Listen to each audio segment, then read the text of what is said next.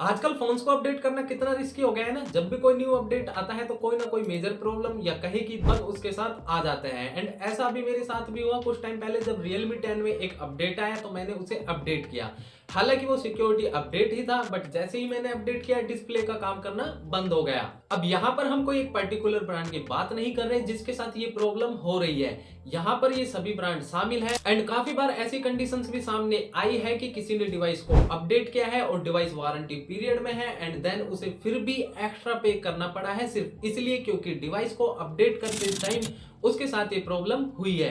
And ये 3-4 सालों से ही कुछ ज्यादा देखने को मिल रहा है। अब चाहे वो मदरबोर्ड डेड इशू हो, फोन में हीटिंग प्रॉब्लम हो, बैटरी ड्रेनिंग हो, चाहे कोई भी प्रॉब्लम हो। अब जब भी आप कोई न्यू स्मार्टफोन खरीदने जाते हैं तो जो ब्रांड होता है वो हमें दो तरह के अपडेट्स देता है, एक मेजर अपडेट, दूसरा सिक्योरिटी अपडेट। अब ऐसा नहीं कि कोई भी स्मार्टफोन कंपनी अकेले ही किसी अपडेट को रिलीज कर देती है। यहाँ पर हम सिर्फ मेजर अपडेट्स की बात कर रहे हैं तो इसमें गूगल का भी इन्वॉल्वमेंट होता है क्योंकि एंड्रॉइड गूगल का होता है। दूसरा एसओसी का भी इन्वॉल्वमेंट होता है क्योंकि चिपसेट उन्हीं की लगी हुई होती है उस पर्टिकुलर ब्रांड में। तीनों ही किसी भी अपडेट को अच्छे से चेक करती है, देन हमको अपडेट रिलीज करती है। जब तीनों की सहमति से कोई भी अपडेट आता है तो उसमें शायद हमको कम बग्स देखने को मिले क्योंकि तीनों की ही R&D टीम होती है एंड अच्छे से टेस्ट करके किसी भी अपडेट को रिलीज करती है। लेकिन काफी बार ऐसा होता है कि दो एग्री होते हैं बट एक एग्री नहीं होता। सपोज करो कि स्मार्टफोन कंपनी तो एग्री है कि अपडेट दिया जाए लेकिन एसओसी नहीं है। अब ये विवाद इनके बीच में किसी भी बात को लेकर हो सकता है, चाहे वो लाइसेंसिंग फीस हो,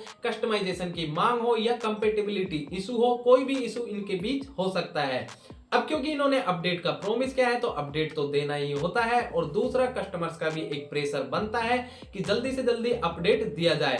तो ऐसे में जब ये जल्दबाजी में कोई अपडेट देते हैं तो वहां पर हमें ज्यादा बग देखने को मिल जाते हैं और ऐसी प्रॉब्लम सामने आ जाती है। हालांकि ऐसा नहीं है कि ये अपडेट बिना टेस्ट करे ही दे देते हैं, बट फिर भी जल्दबाजी में अपडेट आता है तो कोई ना कोई इशू वहां पर रह ही जाता है। यहाँ पर मैं कुछ पॉइंट ऐड करना चाहूंगा। जैसे ही आप किसी डिवाइस को अपडेट करते हैं एंड अपडेट के टाइम उसमें कोई भी मेजर प्रॉब्लम आए तो यहाँ पर ब्रांड को रेस्पॉन्सिबिलिटी लेनी चाहिए और फ्री ऑफ कॉस्ट सर्विस देनी चाहिए। जैसा कि अभी मदरबोर्ड डेड इशू हुआ था, ग्रीन लाइन इशू हुआ था, ऐसे ही कुछ इशू देखने को मिले थे जिसमें ब्रांड ने फ्री रिप्लेसमेंट का ऑफर दिया था।